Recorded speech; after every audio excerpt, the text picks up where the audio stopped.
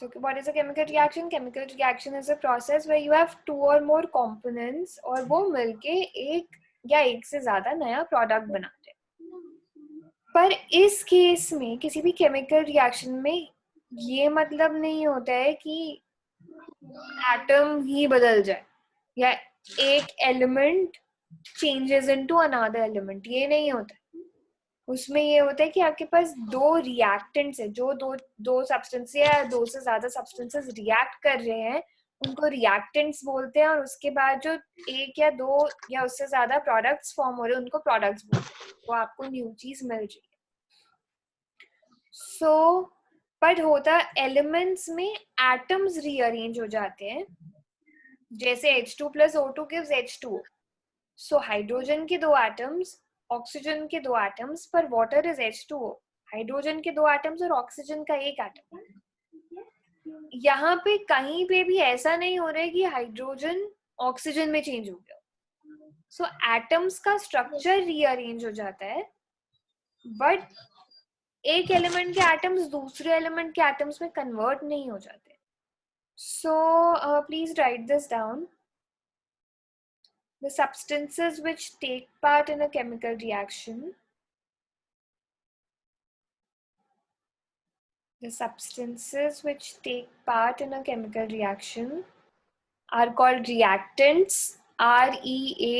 reactants are called reactants.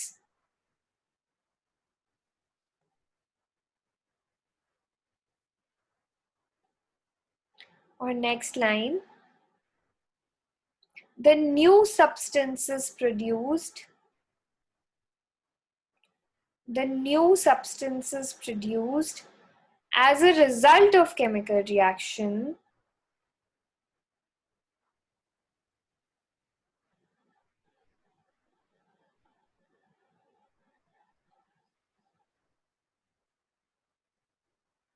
are called products.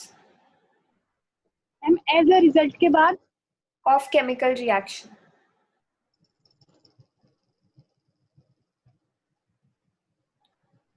Are called products.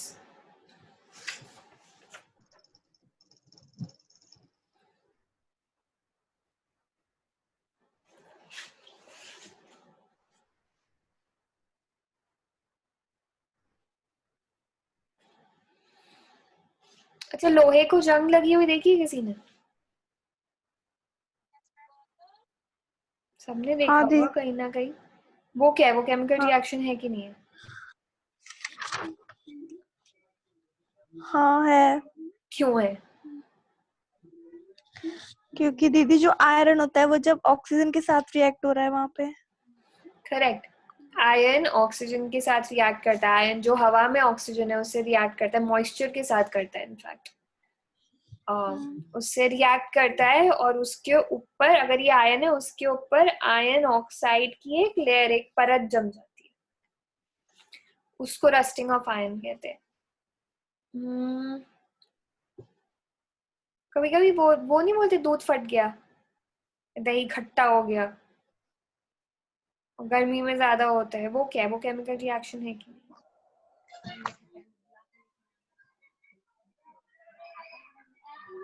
वो chemical reaction है कि नहीं है?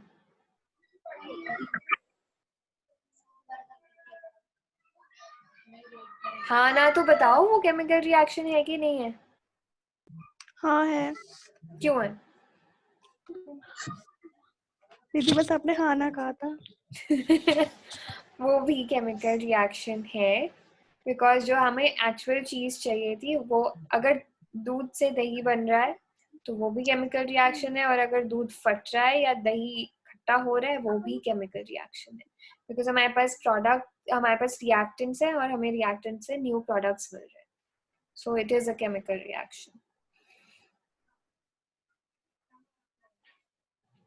और जैसे मैंने बताया कि कहीं पे भी अगर फ्लेम आ रही है, कहीं पे भी कंबस्शन हो रहा है, कोई भी चीज जल रही है, तो वो केमिकल रिएक्शन है. सो नेचर में हमारे आसपास अगर हम देखेंगे काफी सारे केमिकल रिएक्शंस हो रहे हैं. फ्रूट्स फ्रूट्स जो कच्चे से पक रहे होते हैं, मतलब they go from being normal to being ripe. So that is also a chemical reaction.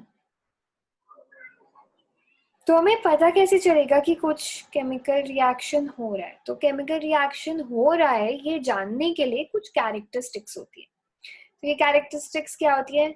या तो गैस इवॉल्व हो रही है, जैसे जब हम सांस ले रहे हैं, तो सांस ले रहे हैं तो हम एयर अंदर ले रहे हैं, कार्बन डाइऑक्साइड रिलीज कर रहे हैं. तो कार्बन डाइऑक्साइड अगर रिलीज कर रहे हैं, गैस रिलीज हो रही है, गैस इवॉल्व हो रही है, तो वो केमिकल रिएक्शन. दूसरा है प्रेसिपिटेट फॉर्म हो रहा है. सो अगर हम देखेंगे,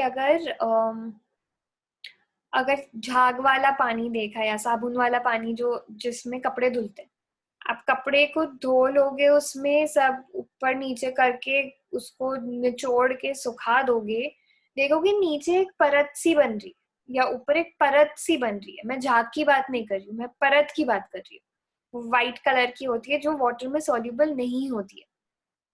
सो वो क्या है? वो प्रेसिपिटेट है. या अगर आप चौक को घिस के अगर किसी टेस्ट ट्यूब में या मग में पानी ले लो, उसमें चौक डाल दो, थोड़ी देर बाद देखोगे वो नीचे बैठ गई है. तो वो जो चीजें नीचे बैठ जाती हैं, जो इनसॉल्युबल होती हैं, वो जिस भी सोल्यूशन में है या जिस भी सॉल्वेंट में है, उनको प्रेसिपिटेट करते हैं. तो अगर प्रेसिपिटेट फॉर्म हो रहा है तो केमिकल रिएक्शन हो रहा है. अगर कलर में चेंज हो रहा है सब्सटेंस के, ये हम आगे देखेंगे. कॉपर के केस में कॉपर के कुछ रिएक्शंस होते हैं, उसमें कलर का चेंज हो जाता है. इवन रस्टिंग ऑफ आयरन, अगर आप देखो कि नॉर्मल लोहा जो है उसका कलर स्टील ग्रे या उस कलर का होता है, पर जब जंग लगती है उसमें तो क्या होता है? उसके ऊपर रेडिश ऑरेंजिश की परत जम जाती है. देखा है ना? रेड ऑरेंज कलर का हो जाता है जंग. आदि. सो अगर कलर में चेंज आ रहा है तो वो केमिकल रिएक्शन हो रहा है. उसके अलावा change in temperature. So change in temperature again, अगर आप उसका कंबस्शन का ही एग्जाम्पल ले लो, आग का एग्जाम्पल ले लो. अगर टेम्परेचर में चेंज हो रहा है तो वो केमिकल रिएक्शन है.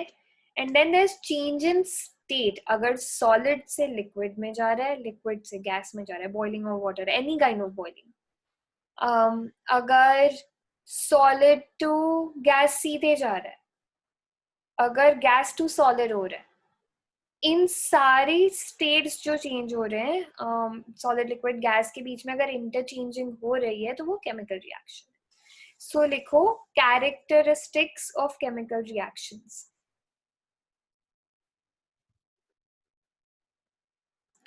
Characteristics of chemical reactions.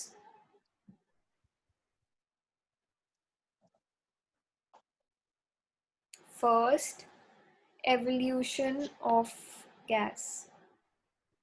EVOLUTION. Evolution of gas.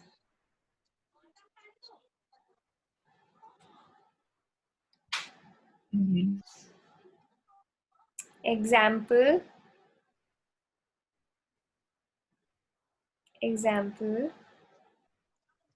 When dilute hydrochloric acid. Hydrochloric acid is HCl. When dilute hydrochloric acid is poured over sodium carbonate. Sodium carbonate is Na2CO3. So when dilute hydrochloric acid is poured over, POURED, poured over sodium carbonate in a test tube, comma,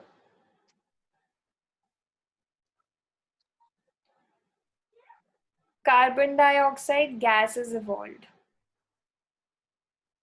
कुछ cases में क्या होता है, जब आप test tube में एक आपके पास ऑलरेडी रिएक्टेंट है, उसमें और एक रिएक्टेंट मिलाते हो तो इमीडिएटली बबल्स फॉर्म होते हैं. अगर बबल्स फॉर्म हो रहे हैं, इसको एफोवेसेंस बोलते हैं, हम आगे करेंगे ये. अगर बबल्स फॉर्म हो रहे हैं मतलब गैस इवॉल्व हो रही है. गैस इवॉल्व हो रही है मतलब केमिकल रिएक्शन है, कुछ ना कुछ चेंज हो रहा है. और यूजुअली ये भी होता है कि अगर किसी भी केस में गैस इवॉल्व हो रही है, बबल्स फॉर्म हो रहे हैं, तो उसके साथ साथ हीट भी जनरेट हो रही होती है. So that's a change in temperature, वो टेस्ट ट्यूब गर्म हो जाता है. सो चेंज इन टेम्परेचर भी हो रहा है और गैस भी इवॉल्व हो रही है. दोनों केसेस से पता लगता है कि केमिकल रिएक्शन हो रहा है. ठीक है. So carbon dioxide gases evolve. Second लिखो. So first was evolution of a gas. Second is formation of a precipitate. Formation of a precipitate. Precipitate.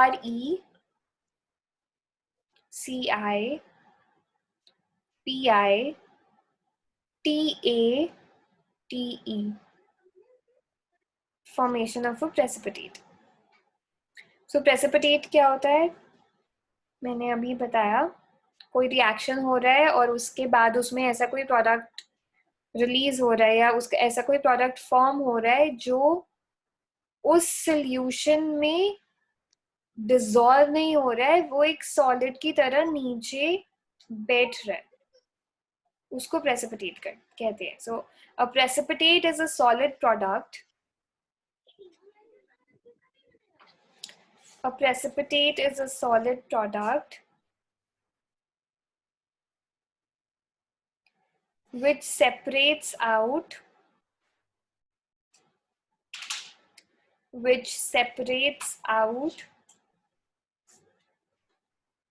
from the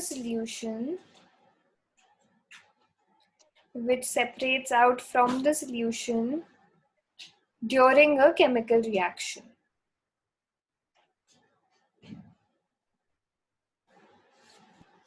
ma'am from this के बाद इसके बाद from the solution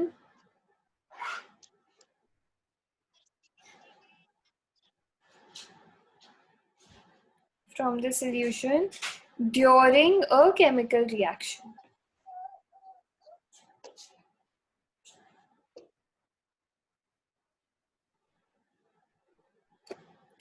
Example,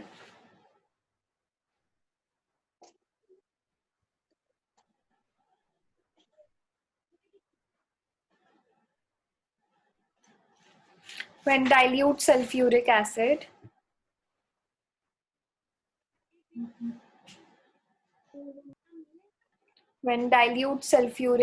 sulfuric acid is H2SO4.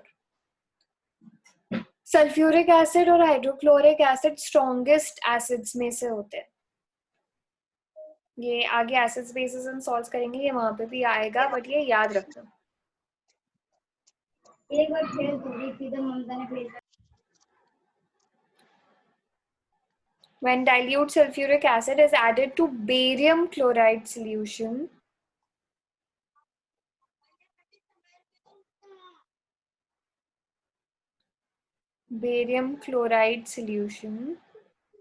taken in a test tube,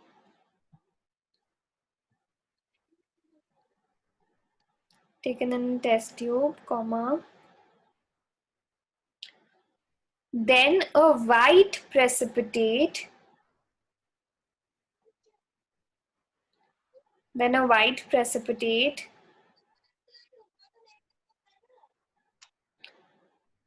of barium sulfate is formed.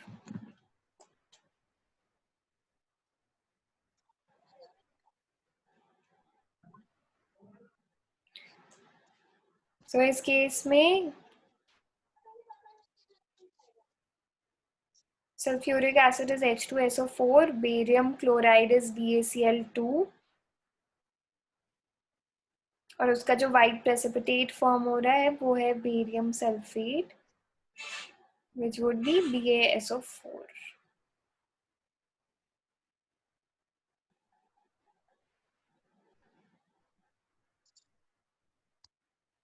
Take a third point.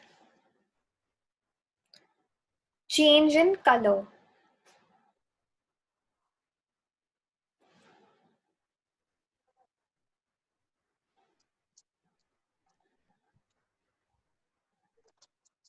So some chemical reactions are characterized by a change in color. For example, इसका example लिखिए.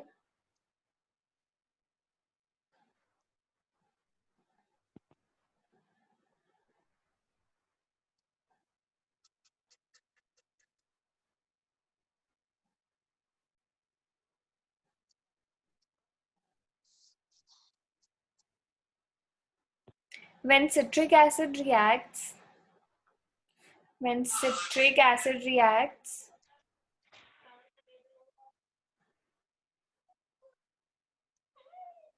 Citric acid का formula पढ़ा होता है. Citric acid का formula होता है C6H8O7.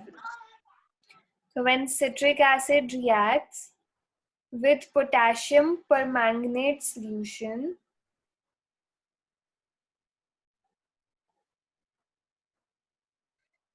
so POTASSIUM, potassium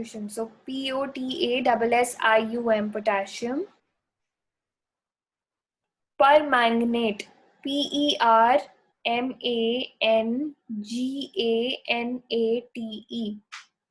इसका फॉर्मूला है KMnO4. Mn is manganese. This is KMnO4. So when citric acid reacts with potassium permanganate solution, then the purple color of potassium permanganate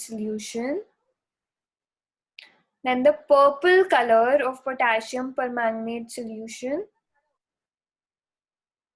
disappears.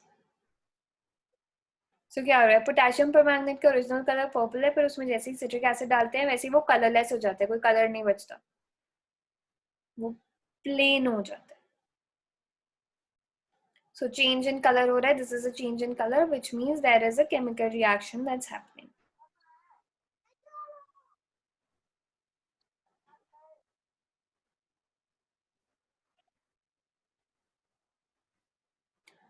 Fourth point.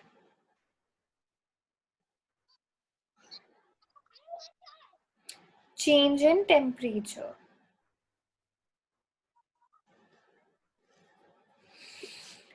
अब change in temperature is very common. काफी सारे जो chemical reactions होते हैं उसमें या तो वो हीट अब्सॉर्ब करते हैं ताकि वो रिएक्शन कर सके, या फिर वो हीट जनरेट करते हैं, हीट रिलीज करते हैं.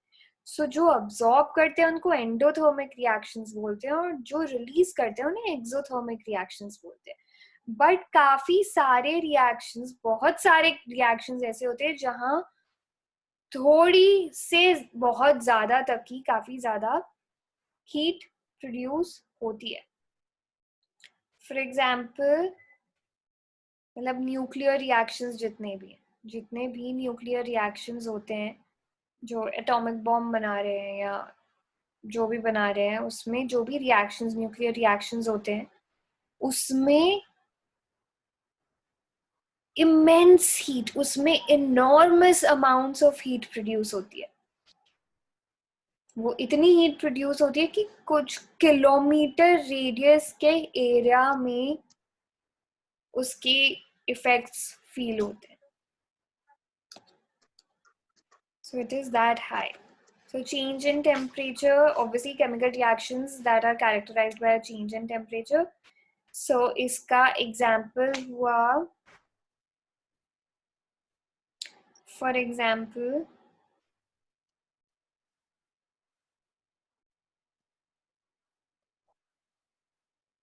when quicklime, QUICKLIME,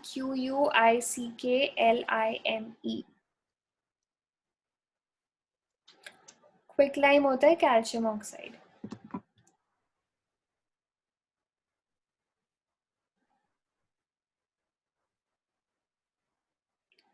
CaO.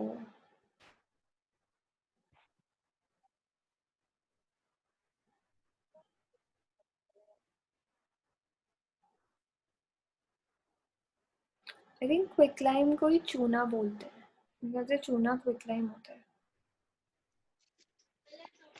चूना सबको पता है ना क्या होता है, दीवार कंस्ट्रक्शन में यूज होता है. कभी कभी हड्डी टूट जाती है, उस पर भी कुछ कुछ करके चूना लगा देते हैं.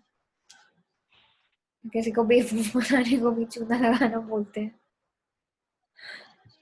तो वो जो चूना है, that is actually quicklime, which is calcium oxide, CaO.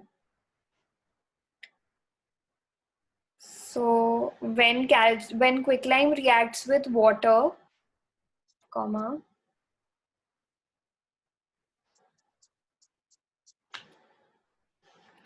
Then slaked lime, SLAKED.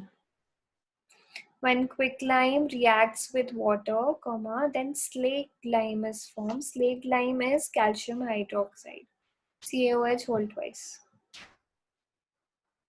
Then slaked lime is formed and a lot of heat energy is produced. अब ये याद रखने का तरीका ये है, चेंज इन टेम्परेचर का एग्जाम्पल याद रखने का बहुत अच्छा तरीका ये है कि अगर किसी को चूना लगाओगे तो उसको गुस्सा आएगा तो वो गर्म होगा. So, अगर आप क्विक लाइम को पानी के साथ रिएक्ट करोगे तो there will be a change in temperature और enormous amounts of heat will be produced. A lot of heat energy is produced.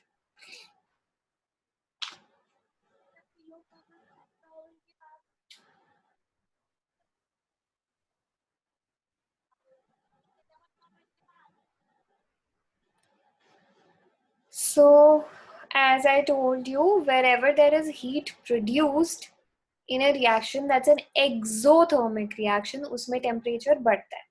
जहाँ heat absorb होती है वो endothermic reaction होता है, उसमें temperature fall करता है. तो एक example उसका भी लिख लेते हैं. When barium hydroxide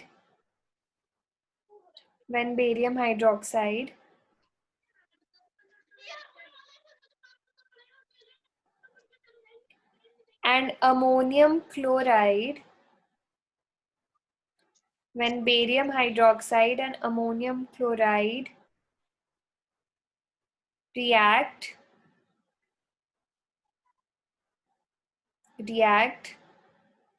to form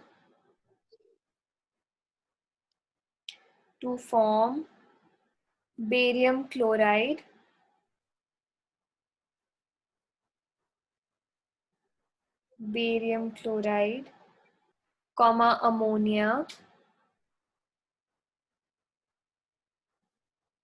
AMMONIA, and water,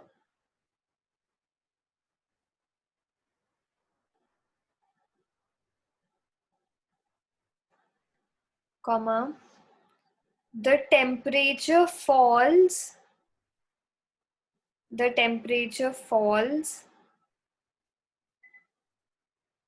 and the bottom of test tube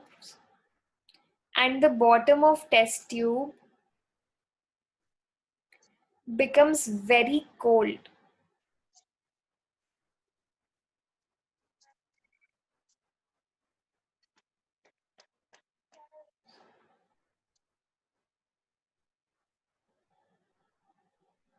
This is an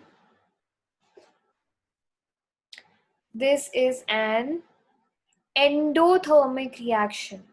ENDOTHERMIC, endothermic reaction.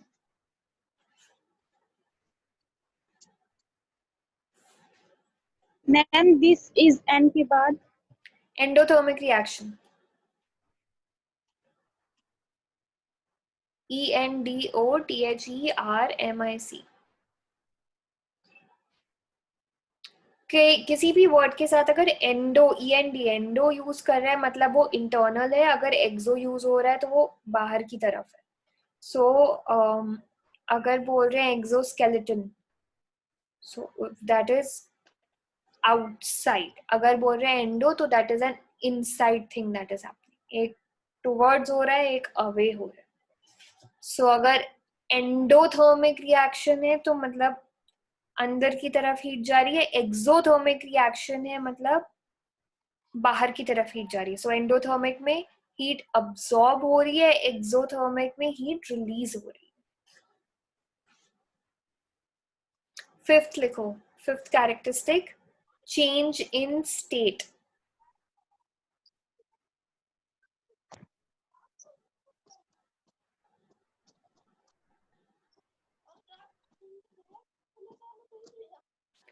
Change in state.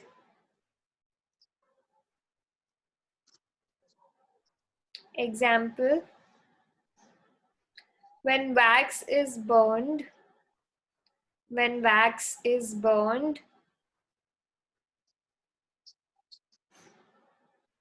then water and carbon dioxide are formed.